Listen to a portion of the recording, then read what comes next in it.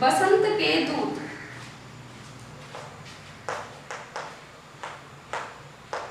ठीक, विरस पतझड़ में अति सुकुमार, विरस पतझड़ में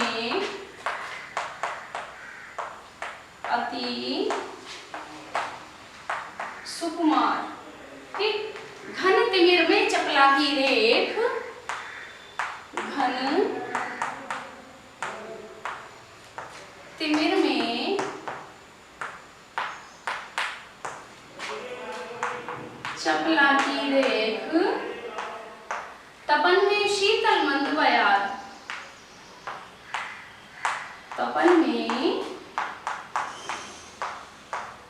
शीतल मंद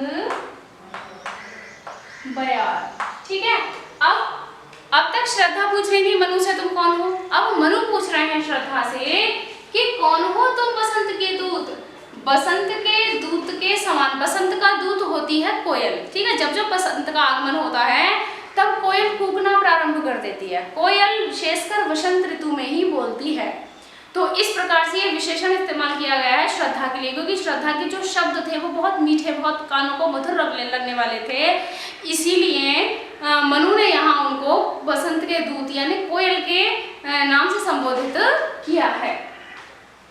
कौन हो तुम बसंत के दूत, अर्थात बसंत के दूत के समान यानी कि कोयल के समान तुम कौन हो।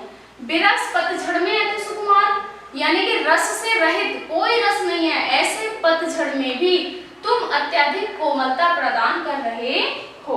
ठीक है, तो विरस पतझड़ में, देखिए जो पतझड़ होता है वो उसमें कोई रस नहीं होता, कोई आनंद नहीं होता। तो कह रहे हैं तुम पतझड़ में भी अत्यंत सौकुमार्य को लिए हुए कौन हो।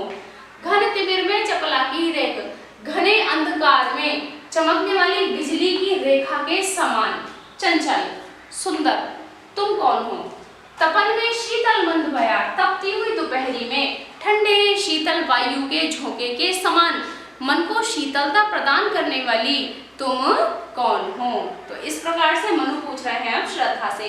ये उदाहरण बहुत अच्छे से बच्चों आपको समझ आ गया होगा, क्योंकि ये मैंने आपको संयोग श्रृंगार रस के उदाहरण के रूप में भी लिखवाया है ना। आगे देखिए, लगा कहने आगंतुक व्यक्ति। अभी तक श्रद्धा को उनके नाम से नहीं पुकारा गया है, तो देखिए आगंतुक कौन है। कहने लगा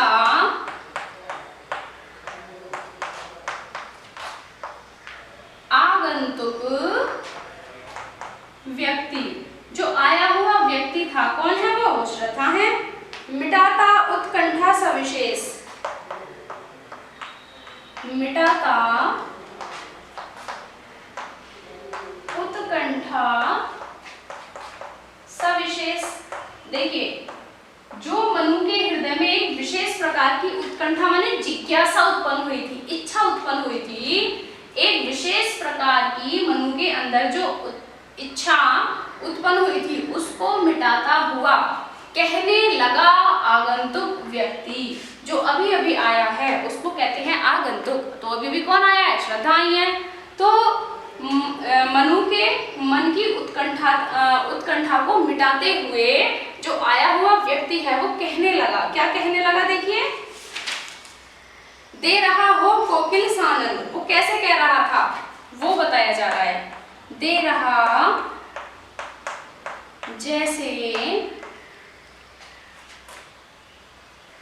जैसे हो कोकिल सानंद। सानंद का अर्थ होता है बच्चों आनंद के सहित। ठीक है, सुमन को जो दे रहा हो कोकिल सानंद,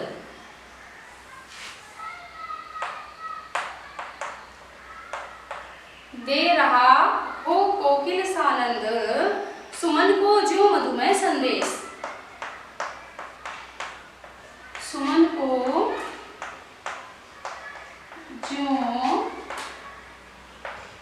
मधुमय संदेश। देखिए जो श्रद्धा थी वो मनु से किस प्रकार से विशेष रूप से बात कर रही थी, जो कि मनु के अंदर की उत्कंठा मिट जाए। जैसे कि मानो कोई कोयल आनंद पूर्वक पुष्पों के देश में मधुरता का संदेश दे रही हो। मनु ने जब श्रद्धा से पूछा कि तुम कौन हो, तो श्रद्धा मनु की जिज्ञासा को इन शब्दों में मिटाती हैं, ऐसे शब्दों का प्रयोग करती हैं जैसे कि कोई कोयल पुष्पों के देश को बसंत के आगमन का संदेश दे रही हो। देख कितनी मधुर आवाज होगी कोयल की उस समय जब बसंत के देश में, मान लीजिए पुष्पों के देश में वो बसंत के आगमन की सूचना दे। पुष्पों के देश में जिस प्रकार बसंत के आगमन की सूचना कोयल देती है आनंद पूर्वक, उसी प्रकार अपने आगमन की सूचना इस समय श्रद्धा मनु को दे रही है। ठीक है, अच्छे से समझ आ गया होगा। फिर से देख लीजिए, दोनों पदों का एक साथ बता देती हूँ, फिर हम चलेंगे आगे की ओर। कौन हो तुम बसंत के दूत? मनु पूछते हैं कि बसंत के दूत के समान अर्थात कोयल के समान तुम कौन हो?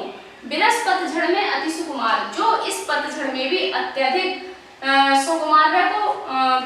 सुकुमार को प्रदर्शित कर रही हो, अर्थात बहुत अधिक सौंदर्य तुम्हारे अंदर है। घन तिमिर में चपलाकी रे, घने अंधकार में चमकने वाली बिजली की रेखा के समान। तपन में शीतल मंद बयार, तपती हुई दोपहरी में शीतल वायु के झोंके के समान तुम कौन हो? कहने लगा आगंतुक व्यक्ति, जो अभी अभी व्यक्ति आया था वो कहने लगा, यानी कि श्रद्धा कहने लगी, मिटाता उत्कंठा सविशेष, जो विशेष प्रकार की इच्छा मनु के अंदर जिज्ञासा उत्पन्न हुई थी उसको मिटाते हुए, दे रहा हो कोकिल सा आनंद, जैसे कि कोई कोयल आनंद पूर्वक दे रही हो सुमन को मधुमय संदेश, पुष्पों के देश में बसंत का संदेश। ठीक है, तो जैसे पुष्पों के देश में कोयल बसंत का संदेश देती है, वैसे ही अपने आगमन का संदेश इस समय श्रद्धा मनु को दे रही है। ठीक है, अब चलते हैं हम अगले पद की ओर। ये अच्छे से समझ आ गया होगा बच्चों, ध्यान देंगे। यदि किसी बच्चे के पास किताब है तो वो किताब लेकर मेरे वीडियो को देखेंगे, आराम से इसका अर्थ जानेंगे और फिर कॉपी में उसको लिख लेंगे। ठीक है, नोट्स बनाते चलेंगे जिससे कि आपको याद करने में कठिनाई न हो। देखिए आगे श्रद्धा और मनु के बीच में जो संवाद होता है हम देखते हैं क्या है। भरा था मन में नव उत्साह। अब श्रद्धा अपने विषय में बता रही है कि मैं कौन हूं, तो वो अपने विषय में सब कुछ बता रही है। कह रही है भरा था मन में नव उत्साह, कि मेरे मन में एक विशेष प्रकार का उत्साह जागा। ठीक, सीख लूं ललित कला का ज्ञान, सीख लूं ललित कला का ज्ञान, कि मेरे अंदर एक विशेष प्रकार की इच्छा जागृत हुई थी कि मैं ललित कलाओं का ज्ञान सीख लूं। गायन, वादन, नृत्य, संगीत, चित्रकारी आदि जो होती हैं ये ललित कलाएं होती हैं। ठीक है, तो ललित कलाओं को सीखने की एक इच्छा मेरे अंदर उत्पन्न हुई। इधर रहे गंधर्वों के देश, इधर रहे गंधर्वों के देश, पिता की प्यारी हूँ संतान, पिता की प्यारी हूँ संतान। देखिए श्रद्धा कह रही है कि मैं गंधर्वों के देश में रहने वाली हूँ। ठीक है, अपने पिता की प्रिय संतान हूँ। मेरे पिता गंधर्वों के देश में रहते हैं और मैं अपने पिता की बहुत ही प्रिय संतान हूँ। अर्थात एक होती है नॉर्मल और एक होती है बहुत प्रिय संतान। ठीक है, तो वो कह रही हैं कि मैं गंधर्वों के देश की रहने वाली हूँ और अपने पिता को अत्यधिक प्रिय हूँ। मैं इस धरती पर ललित कलाएं सीखने के लिए आई थी। ठीक है, दृष्टि जब जाती हिमगिरी ओर, अब वो बता रही है कि दृष्टि जाती जब हिमगिरी ओर, कि जब जब मेरी दृष्टि हिमालय की ओर जाती थी। ठीक है, आकाश मार्ग से जाते हुए जब जब मैं हिमालय की ओर देखती थी ठीक है। प्रश्न करता मन अधिक अधीर, प्रश्न करता मन अधिक अधीर, तब मेरा मन अधीर होकर बहुत से प्रश्न करता था। यानी कि जब जब मेरी दृष्टि हिमालय की ओर जाती थी तब मेरा मन अधीरता पूर्वक बहुत सारे प्रश्न मुझसे करता था। क्या था वह प्रश्न? धरा की यह सिकुड़न भयभीत, धरा माने होती है धरती, धरा की यह सिकुड़न भयभीत, यानी धरती की ये भयभीत कर देने वाली सिकुड़न क्या है? ठीक है। आह कैसी क्या है? पीले